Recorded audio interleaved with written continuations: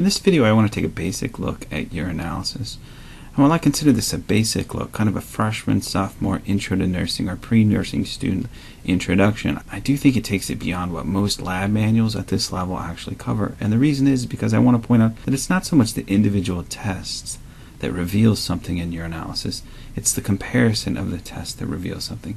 So in urinalysis, it's a relatively non-invasive way to get hints at various pathologies, everything from things like hemolysis, liver disease, diabetes, hypertension, preeclampsia, biliary obstruction, things like that. You can get a hint at those just by comparing the results of the various tests. And at least our lab manual, it only covers each individual test and describes those and doesn't come back to the comparison of tests. So I will go through each test individually, but I also want to come back at the end and show you some demonstration urine sticks that I've kind of doctored up in order to show you how the comparison of the test can hint at certain disease states. Now the first thing I want to just show is the actual bottle, and I don't know if you can actually read it quite real well, but I'll actually narrate a little bit. This first line is a specific gravity, and what you're going to do is take your urine strip that you've dipped in urine, and you've just simply dipped it in there, and then you wait 60 seconds and then you read. One key is to make sure that you're lining up the strip handle so that you don't invert your readings. So you want to line up the strip handle. Everything underneath the strip handle is a normal value. So under there we've got specific gravity, we've got pH, we've got leukocytes or white blood cells, nitrates, protein, glucose, ketones, uroblinogen, bilirubin, blood, and you can also test for hemoglobin using the same exact pad. And the last little pad is the compensation area, and that just is for white balancing when this is read off automatically with machines. One thing I will point out before we get started though is you'll actually slide this last pad back and forth because the single pad is used to read blood or hemoglobin. We'll get to that in a second. So let's come up here and talk about the first one, specific gravity. Specific gravity is essentially how concentrated the urine is. If water has a specific gravity of about 1, then as you add things to it like electrolytes or urea, then the specific gravity goes up. So specific gravity is essentially a measure of how many electrolytes, how much urea is dissolved in the water of the urine. So higher specific gravities mean a more concentrated urine, lower specific gravities mean a more dilute urine. Specific gravities can be too high or too low, but generally they're right in the range of 1.005. So what I mean by that is if it's too low, that can indicate a pathology, or if it's too high, that can indicate a pathology. For specific gravities that are too low, that can be a sign of diabetes, and it could be diabetes insipidus or diabetes mellitus.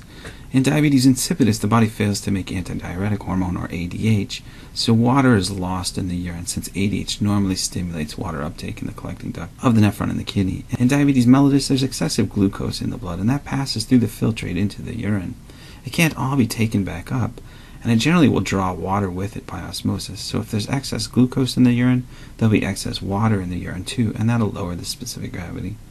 If you take in too much water, so in excessive water intake, or certain renal diseases, kidney diseases, where you can't take up the water as well, that also will result in low specific gravity.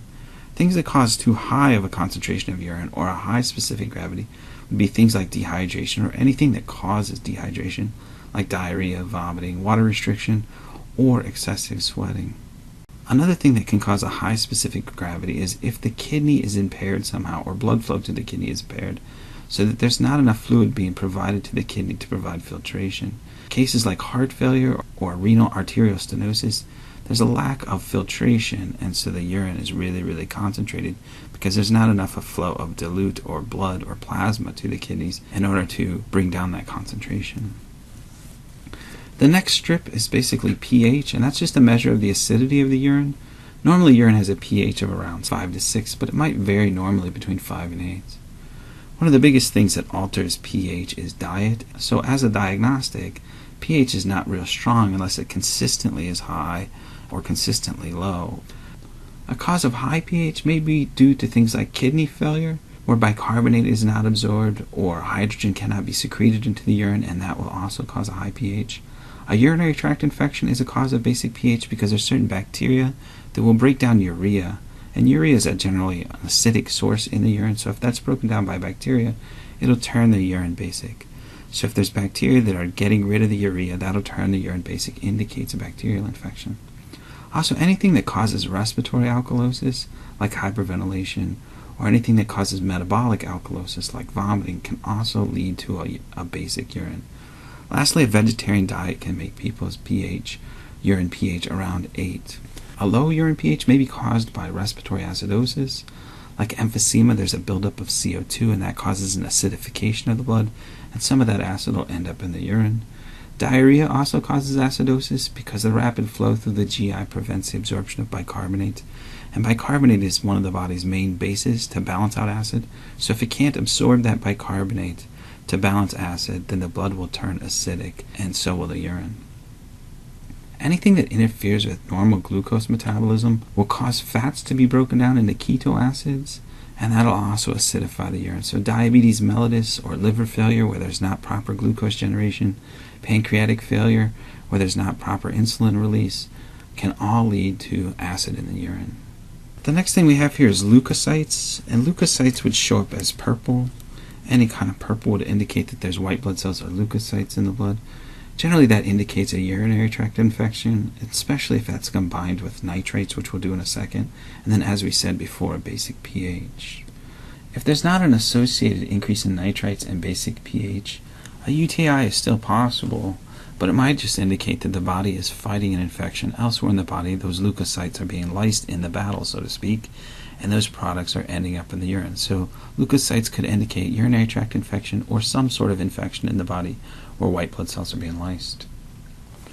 The next step down is nitrate. Any kind of pink color is an indication of nitrates. And where nitrates would come into the urine is nitrates are usually in the urine, and certain bacteria will convert nitrates to nitrites.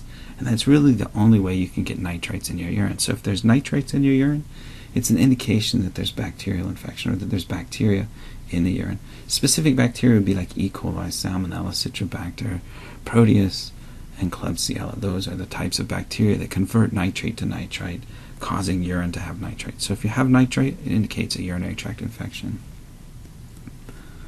The next one is protein, and you can get transient increases in protein in your urine, and that might result from standing on your feet too long, which will increase your blood pressure around your kidneys, exercise, pregnancy, or if you've had a large protein meal like a steak meal or hamburger or something like that, then protein can naturally be in your urine. Most of the time there shouldn't be any protein in your urine because the glomerular filtration membrane usually filters everything smaller than a protein, or at least the bigger proteins. Recurring elevations of protein could indicate an increased release of protein in the body, so there's something destroying cells releasing those proteins. That could be things like liver disease, lupus, cardiac insufficiency, things like that. There can also be protein in your urine. As I said before, the glomerular filtration membrane is supposed to filter everything smaller than a protein, but if there's damage to that membrane, the protein can pass through and end up in your urine. Now, kind of a technicality is not all protein gets filtered. Some of the smaller proteins do pass through the glomerular filtration membrane, but they usually get taken back up by the tubules. So if there's smaller proteins in the urine, and that can be actually measured, if there's smaller proteins in the urine but not larger proteins, it means these proteins are being filtered but they're not being taken up as they should, and so that indicates there's something wrong with the tubules of the kidney. Moving down to glucose, if the urine stick shows bright green, that's the presence of glucose in the urine.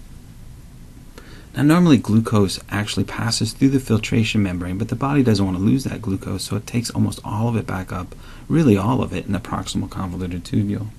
Glycosuria is when there is glucose in the blood, and that's usually a sign of diabetes mellitus. It could be anything else that causes breakdowns in glucose metabolism too, things like the liver disease and pancreatic disease.